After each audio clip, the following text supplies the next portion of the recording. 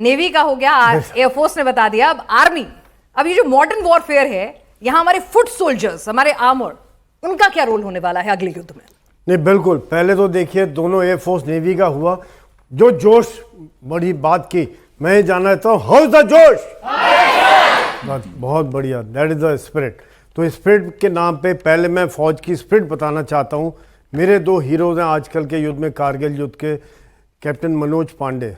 उसने कहा था अगर मुझे अपना शौर्य सिद्ध करने से पहले मौत भी आती है तो कसम से मैं मौत को मार दूंगा। और विक्रम बत्रा को आप जानते हैं कि उन्होंने कहा था कि या तो मैं झंडा फहरा कर आऊंगा, झंडे में लिपट कर आऊंगा, पर आऊंगा तो ये जज्बा है, ये जोश है। पर आज के युद्ध में जिस प्रकार से हमने साबित भी किया, चाहे वो 47 हो, 65 हो, 71 हो, कारगिल हो या अभी सिंदूर हो, पाकिस्तान का चीफ आसिम मुनीर बंकर के अंदर छुपा बैठा था। लेकिन हम इसी चीज पर, इन्हीं सक्सेस पर रुक नहीं सकते। अभी हमने सोचना, जैसे बातचीत हुई है कि अगला युद्ध क्या होगा, क्या होगा, उसके लिए हम क्या तैयारी कर रहे हैं।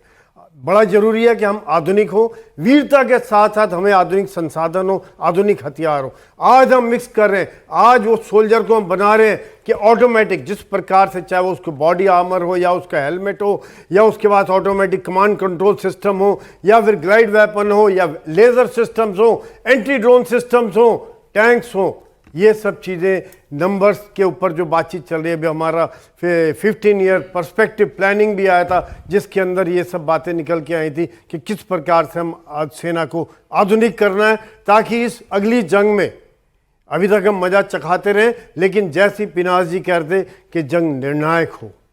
आज भी क्या आप सोच रहे हैं कि पाकिस्तान रुक जाएगा? जैसे मस्जिद को दोबारा बनाने की कोशिश हो रही है कि 5 अप्रैल को 5 फरवरी को उसका दोबारा से इनॉग्रेशन होगा, 4 करोड़ रुपए पाकिस्तानी रुपये दे चुके। उनका काम यही है कि वो कहीं ना कहीं मिलिटेंट्स को भेजते रहेंगे। आज हमारा काम है कि उसके लिए तैयारी जारी है, जारी रहेगी। और इसके लिए आज पाकिस्तान की सेना जो अगली बार होगा तो इस बार जहां पे रुके, अगली बार हम रुकेंगे नहीं। और एक निर्णायक युद्ध करके जो आज बंकर के अंदर छुपे हैं, उनको बंकर के अंदर छुपो में ही मारेंगे।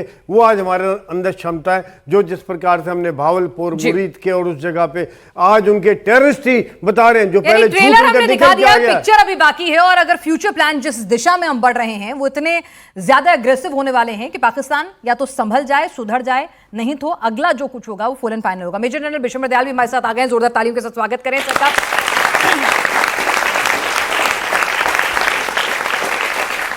जिस तरह से लगातार फैसले लिए जा रहे हैं, हथियारों का प्रोक्योरमेंट हो रहा है, खुद को आत्मनिर्भर बनाया जा रहा है, और जो बयान आ रहे हैं हमारे सारे, वो तो यही इशारा कर रहे हैं कि भाई हम तैयारी बड़ी रखे हुए हैं।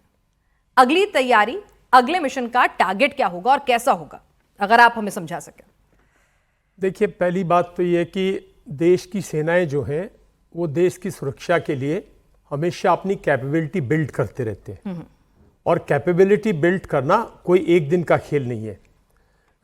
अगर आपको हमेशा देश की सुरक्षा के लिए तैयार रहना है तो हमेशा आपके जो मॉडर्न कैपेबिलिटी बिल्डिंग है, एम्युनिशन है, मॉडर्न हथियार हैं, वो सब आपको बढ़ते रहने, प्रोग्रेसिवली आपको एक्वायर करते रहने पड़ेंगे। ये बहुत पुरानी हमारी फिलॉसफी है। हम लोग कहते थे जब यंगस्टर थे कि भाई हम एक फिलॉसफी पे चलते हैं, 60-30, 30-40-30, ऐसे कुछ 30% पुराना इक्विपमेंट होता है, 40% और 30% बिल्कुल आधुनिक।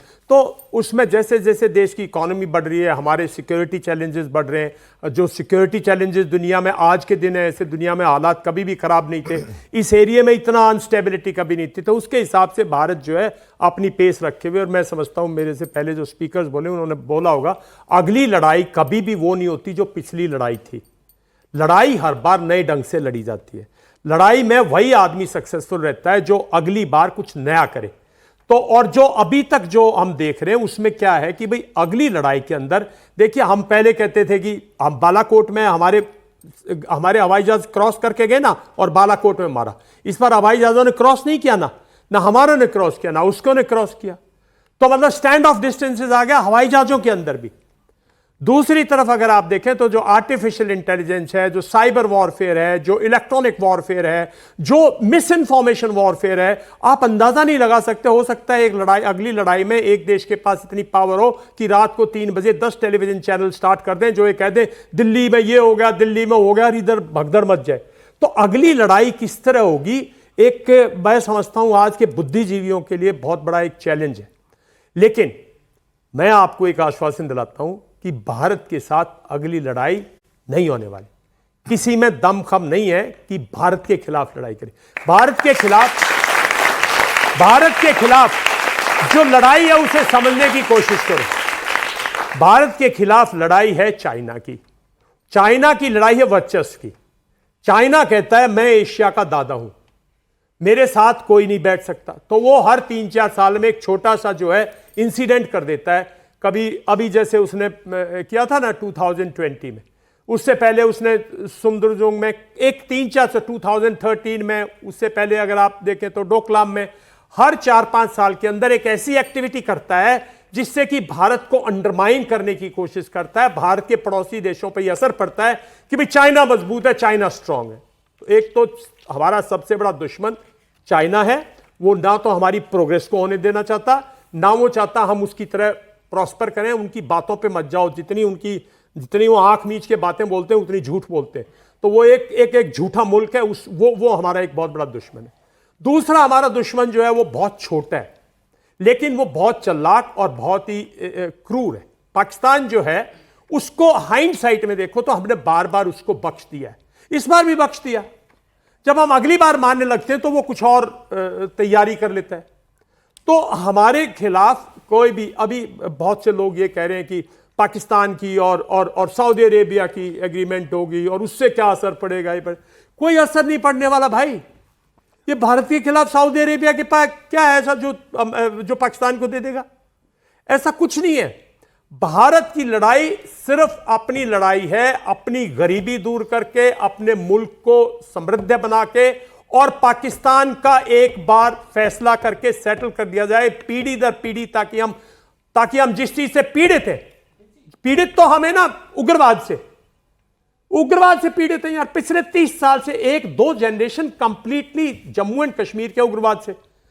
आप ऑपरेशन सिंदूर के बाद भी कम से कम भी 6-7 ऐसे इंसिडेंट हो चुके सिक्योरिटी फोर्सेस और टेररिस्ट के बीच में, जहां हमारे सिक्योरिटी फोर्सेस के जवानों ने शहादत दी है। अभी कल रात को एक इंसिडेंट चल रहा, आज सुबह ही मेरे ख्याल में 1 बॉय डाइड। तो ये जो लड़ाई है इसे बंद करने के लिए हमें कोई ज्यादा सोचने की जरूरत नहीं है। हमें एक डिसाइसिव एक्शन लेना है जिससे कि ये लड़ाई बंद हो। और दूसरा, चाइना के साथ एक वंस फॉर ऑल ये करना है कि भाई एक भी वो ट्रीटी से तो पाकिस्तान के साथ डिसाइसिव एक्शन का वक्त आ गया है क्या? देखिए, डिसाइसिव का एक्शन तो 3 महीने पहले था, ले लेना था। मैं थोड़ी लूंगा उसके लिए आपको एक वक्त आएगा जब आप जो है एक फैसला लेंगे। वो वक्त मेरे ख्याल में अभी नहीं आया है, क्योंकि उस वक्त आने के लिए आपको उतना हर्ट करना चाहिए। जम्मू एंड कश्मीर के इंसिडेंट जो है ना, वो सिक्योरिटी फोर्सेस को हर्ट करते हैं या जम्मू एंड कश्मीर और बस दिल्ली तक उसकी आवाज है। हिंदुस्तान की सबसे बड़ी दुविधा क्या है कि जो हिमालय से गूंजता है ना, जो हिमालय से वो मध्य भारत को पार नहीं कर पाता। वो वापस गूंज के वापस हिमालय में चला जाता है। ये दुविधा है। जब तक पूरे देश में इस पीड़ा का एहसास नहीं होगा और ये नहीं लगेगा कि ये हमें वंस फॉर ऑल, ये जम्मू एंड कश्मीर की समस्या नहीं है, जम्मू एंड कश्मीर के लोगों की समस्या नहीं है, ये सिर्फ सेना और सिक्योरिटी फोर्सेस की प्रॉब्लम नहीं है, ये कंट्री की प्रॉब्लम है। और जब तक इसको रिजॉल्व नहीं करोगे, जब तक ये ऐसे ही चलता रहेगा। कभी कब हो जाएगा, कभी डाउन हो जाएगा। 2010 वगैरह में कैजुअलिटीज कम आई थी, फिर 11-12 में कम आई, फिर 13 में, फिर 14 में कम आई, फिर 15, 16, 17 फिर बढ़ गई, फिर वो 18, 19, 2019 के बाद जब से धारा 370 हटाई फिर कम होती चली गई, फिर सडनली उसने पहलगाम कर दिया। तो वो इस किस्म की हरकतें करता है बिकॉज वो 24/7 चाइना 24/7 हिंदुस्तान चाइना का दुश्मन है। 24/7 ISI और पाकिस्तानी सेना सिर्फ और सिर्फ भारत को दुश्मन देख के उसके खिलाफ क्या कार्रवाई करनी है, 24/7 ये उनके दिमाग में चलता रहता है कि अब कहां, कब, क्या नेक्स्ट कहां किया जाए जो भारत को दुख दे, दर्द दे। हमें भी इस तरह से लॉन्ग टर्म एक स्ट्रैटेजी बना के, one strategy, long term strategy कि ये हमें करना है, अब हमें नेक्स्ट ईयर ये करना है। वो क्यों करे? नेक्स्ट ईयर हमें ये करना है। जब भारत ये कहेगा ना कि नेक्स्ट ईयर हमें ये करना है, चाहे हमें बलूचिस्तान में करना हो, चाहे हमें लाहौर में करना हो, चाहे हमें कराची में करना हो, जहां करना, एक make a strategy, make a plan, सब एक उस बोट पे आएंगे, तब जाके पाकिस्तान को पता लगेगा। और कोई किसी की मदद नहीं करता इस दुनिया में। एक बात का ध्यान, जितनी संधियां मंदियां हैं ये सब अपने वक्त के हिसाब से लोग देखते हैं। जब लड़ाई शुरू होती है तो जो इस बार चाइना और पाकिस्तान के इंटरेस्ट हैं, आप लोगों को पता होना चाहिए, इकोनॉमिक इंटरेस्ट है ना। पूरे पीओके में चाइना ने कम से कम 4-5 तो डैम जो है कंप्लीट डेवलप कर दिए, अपनी लोकेलिटीज बना दिए हैं, जो उनके लैंडिंग ग्राउंड्स थे उनको मॉडर्न लैंडिंग ग्राउंड्स बना दिया। तो इकोनॉमिक इंटरेस्ट है चाइना और पाकिस्तान के, वरना बाकी कोई भारत के खिलाफ मैं नहीं समझता किसी मुल्क को भारत से किसी किस्म का कोई वो है या हमारे खिलाफ कोई युद्ध की कार्रवाई कर सकता। आपका जवान, मैं एयरफोर्स, नेवी और किसी की बात नहीं करता, आपका जवान, मैं आर्मर्ड कोर से हूं, आपका इन्फेंट्री का जवान जो है ना, कारगिल के बाद उससे दुनिया डरती है, कांपती है उससे। चाइनीज भी कांपते हैं, मैं बता रहा हूं, चाइनीज भी कांपते हैं। और ये तो हमारी बुद्धिजीवी लोगों की थी कि हम मारेंगे, हम सिर्फ टेररिस्ट को मारेंगे, हम इसको मारेंगे। जिस दिन ये कह देंगे हमारे देश की पॉलिटी नहीं, हम पाकिस्तान को मारेंगे, पाकिस्तान की सेना को मारेंगे। हमारे पास ना उसके न्यूक्लियर वेपन रोक सकते, ना उसकी एयरवेयर को रोक सकते। हमारे पास ग्राउंड फोर्सेस बहुत स्ट्रांग है। हमारी टैंकों की फोर्सेस वेस्टर्न फ्रंट पे इतनी स्ट्रांग है कि पाकिस्तान का, हम ईरान बॉर्डर पे जाके रुकेंगे।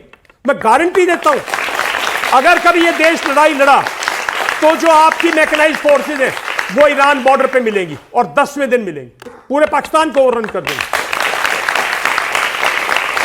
30-35 साल हो गए हमें अभ्यास करते हुए, प्रैक्टिस करते हुए, मॉडर्न वेपन करते हुए, T-90, T-72, BMP, मतलब हर रोज मॉडर्नाइजेशन, स्मर्च, आर्टिलरी की वेपन सिस्टम देखो साहब। हवाई जहाज इस्तेमाल करने की जरूरत थी 90 किलोमीटर पे, तो साला लाहौर क्या पूरा का, sorry for the language, Lahore क्या पूरे उनके मेन टाउन जा जाते हैं 90 किलोमीटर, स्मर्च मारती है 90 किलोमीटर पे। एक स्मर्च की बैटरी 1 किलोमीटर बाय 1 किलोमीटर को 1 किलोमीटर बाय 1 किलोमीटर बिल्कुल डिस्ट्रॉय कर देती है।